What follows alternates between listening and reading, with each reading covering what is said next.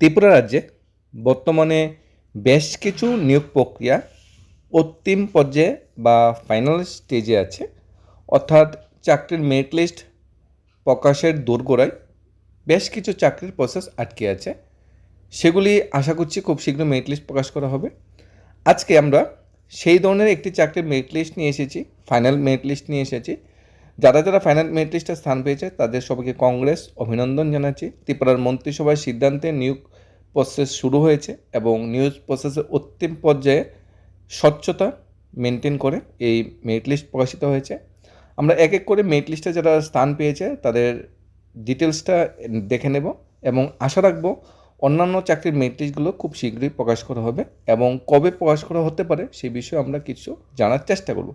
প্রথমত দেখে নিই যে চাকরির মেরিট লিস্টটা প্রকাশিত হয়েছে, ফাইনাল বলা হয়েছে, the following candidate mention below are hereby provision selected for the post mention each incumbent. এখানে যারা যারা নাম এসেছে, বিপ্লব পাল, দীপরাজ মালাকার, অভিষেক মজুমদার, গৌরব কর, অমিতাভ ভট্টাচার্য, সঙ্গীতা চাকমা, খ্যাতি দেববর্মা, জয়শ্রী বিশ্বাস, অঙ্কিতা দাস, ইলিনা দেববর্মা, রিম্পি নম, অর্পিতা দাস, রবীন্দ্র মজুমদার, নয়ন দেবনাথ, দিবাকর ভৌমিক, বিরজিৎ দেববর্মা, প্রসেনজিৎ সূত্রধর, পমিতা ভট্টাচার্য, পূজা দেবনাথ, রিম্পি দে, বিশাল দেববর্মা, সুইতি দেববর্মা এবং দেবাশিস সরকার। তারা সবাইকে কংগ্রেস অভিনন্দন জানাচ্ছি। পাশাপাশি আরেকটা চাকরির মেরিট লিস্টও এসেছে, সেটাও আমরা পরে দেখে নেব। প্রথম মেরিট লিস্টটা আমরা দেখে নিই। এখানে ত্রিপুরা ইনফরমেশন কালচার, ত্রিপুরা তথ্য প্রযুক্তির দপ্তরের অধীনে আইটি স্কিল পার্সোনালের বিজ্ঞাপন এসেছিল। সেখানে বিজ্ঞাপন মোতাবেক যারা যারা মেরিট লিস্টে স্থান পেয়েছে তাদের নাম। তাছাড়া ইন্ডাস্ট্রি অ্যান্ড কমার্স, যেটা শিল্প বাণিজ্য দপ্তর, পিডাব্লিউডি ডিডাব্লিউএস দপ্তরের অধীনে অ্যাসিস্ট্যান্ট ব্লক কোঅর্ডিনেটর নিয়োগের বিজ্ঞাপন এসেছিল। তাছাড়া ত্রিপুরা ট্যুরিজম ডেভেলপমেন্টের অধীনে কুক, অ্যাসিস্ট্যান্ট কুক এবং হায়ার এডুকেশন ডিপার্টমেন্টের অধীনে অ্যাকাউন্টেন্ট নিয়োগের বিজ্ঞাপন এসেছিল। এখানে যারা যারা স্থান পেয়েছে, সুবর্ষণ চৌধুরী অ্যাকাউন্টেন্ট পোস্টে স্থান পেয়েছে, তাদের সবাইকে কংগ্রেস। এই নিয়োগ বিজ্ঞাপনটা বেরিয়েছিল 2025-26 অর্থবর্ষে।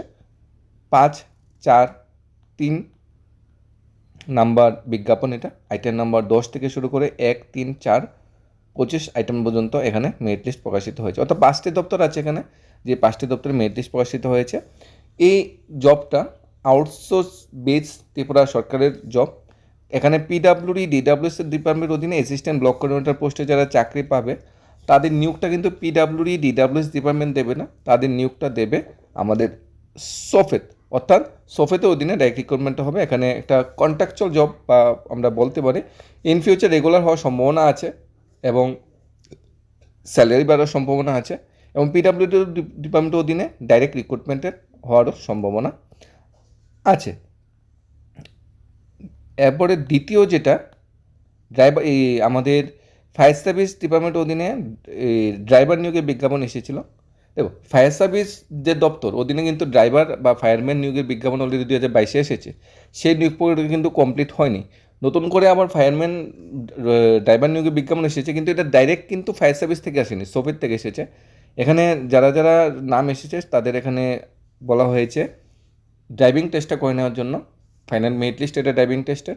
এই ফাইনাল মেরিট লিস্টের পরে সবাই সিলেক্ট 31 থেকে আপ টু 61 পর্যন্ত যাদের মানে নাম, তাদের আগামীকাল ড্রাইভিং টেস্ট হবে। লোকেশান হলো আইডিটিআর জিরানিয়া, উইস্ট ত্রিপুরা। আর যারা যাদের ড্রাইভিং টেস্টে কোয়ালিফাই হবে তাদের এরপরে আবার একটা লিস্ট প্রকাশিত হবে, সেটা হবে ফাইনাল মেরিট লিস্ট। আর প্রথম যে লিস্ট আমরা আলোচনা করেছি এটা কিন্তু eligible list, final merit list. তারা কিন্তু একদম পারফেক্ট কনফার্ম কি খুব শীঘ্রই তাদের হাতে অফার ও জয়েনিংয়ের ব্যবস্থা বা তুলে দেওয়া হবে এবং তা খুব শীঘ্রই সম্ভবত মে মাসের দিকে তাদের জয়েনিংটা হয়ে যাবে। এখন বাকি কি যে চাকরি প্রসেসগুলো আটকে আছে সেগুলি মানে প্রক্রিয়া আছে। বিশেষ করে টেট পাস যেটা বসে আছে তারা ফার্স্ট মেরিট লিস্ট নিয়ে বসে আশা করছে ফার্স্ট মেরিট লিস্টটা কবে আসবে। তারপর নেক্সট উদ্যোগ কী নেবে, কারণ সবাইকে তো চাকরি দেবে না। মাননীয় মুখ্যমন্ত্রী বলেছে যে টেট পাস মানে চাকরি নেই, তাই টেট পাস ক্যান্ডিডেটও সবাই নেক্সট স্টেপের জন্য আশা করছে যে দেখা যাক ফার্স্ট মেরিট লিস্টে কী আসে 2000 পোস্টের। এরপরে যখন ফার্স্ট মেরিট লিস্টে সবাই নাম আসবে না বা কি বাদ যাবে, তখন আমরা নেক্সট প্রসেস, নেক্সট আন্দোলন প্রটেস্ট বা মুখ্যমন্ত্রীর সাথে দেখা করে আমাদের দাবি দেওয়া জানাবো। এখানে ফায়ার ইমার্জেন্সি যদি তারা পরীক্ষা দিয়ে বসে আছে তারাও সেইমভাবে বসে ওয়েট করছে যে রিটেন পরীক্ষার রেজাল্ট বা জেল পুলিশে কবে রিটেন পরীক্ষা হবে, স্পেশাল এক্সিকিউটিভ ফাইনাল কী সিদ্ধান্ত, এইসব চাকরিগুলো আশা করছি একটা অন্তিম পর্যায়ে আছে। এখন সব কিছু নির্ভর করছে মাননীয় মুখ্যমন্ত্রী, মাননীয় মন্ত্রিসভার উপর।